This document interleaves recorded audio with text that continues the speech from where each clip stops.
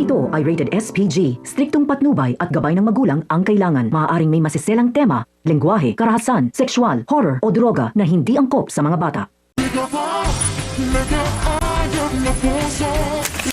Isang mapagpalang araw mga kapamilya, narito ang mga pinakamainit na tagpo sa Coco Martin, Sigabo. Habang unti-unting nauubos ang oras ni Mang Rudy, mas lalo lamang lumalalim ang sabuhatang bumabalot sa gininto ang lupa. At sa pagkakataong ito, hindi lang buhay ng isang tao ang nakataya. Patuloy na nakikipaglaban si Mang Rudy sa ospital habang desperadong naghahanap ng paraan si Betchay upang maipambayad ang agarang operasyon nito. Ngunit sa halip na tulungan, muli siyang hinarang at ipinahiya ng mga matagal niyang kaaway ni Gabo. Hindi pa rin nila nalilimutan ang mga nangyari noon, kaya ngayon ay gusto nilang gumanti sa panahon na pinakamahina ang kanilang pamilya. Ayon sa doktor, critical na ang kondisyon ni Mang Rudy. Bawat minutong lumilipas ay unti-unting naglalaho ang pag-asang mailigtas ang kanyang buhay. Dahil wala nang ibang malapitan, muling humingi ng tulong si Gabo kay Tatang. Ngunit sa halip na pera, panibagong misyon ang kanyang natanggap. Malinaw ang kondisyon ni Tatang. Kung gusto niyang makuha ang perang kailangan para sa operasyon ng kanyang ama, kinakailangan muna niyang tapusin ang susunod na misyon.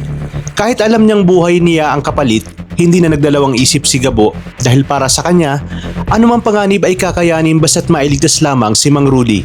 Samantala, isang malaking lihim ang unti-unting nabubuo sa kabilang panig. Sa isang lihim na pagpupulong, nagkita sina Django at Captain Umali. Doon na pagkasunduan nilang patahimikin ang isang mamamahayag na patuloy na naglalabas ng mga impormasyong maaring sumira sa pangalan ng ilang matataas na opisyal ng kapulisan. Habang lumalalim ang sabuatan, nasasaksihan naman ni Ricardo ang pagkahuli dito kay Tigre.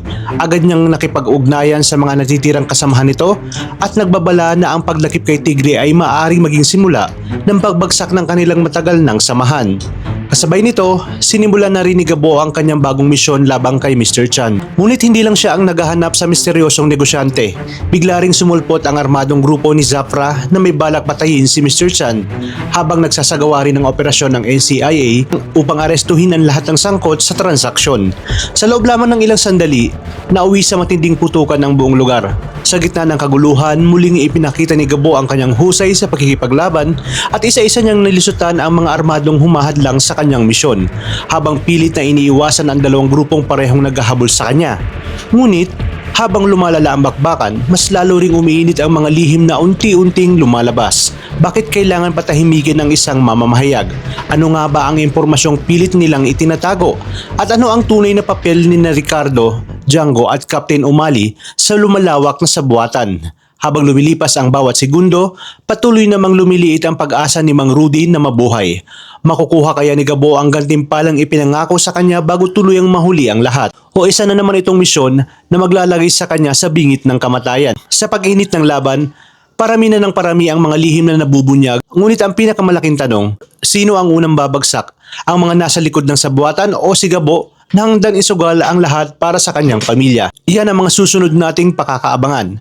At kung naging interesado kayo sa mga kwento natin ngayon at kung gusto nyong masubaybayan ang mga susunod na kapanapanabik na kaganapan, ay huwag kalimutang i-like ang video, mag-subscribe sa channel at i-click ang notification bell para lagi kayong updated sa mga videos na aking i-upload.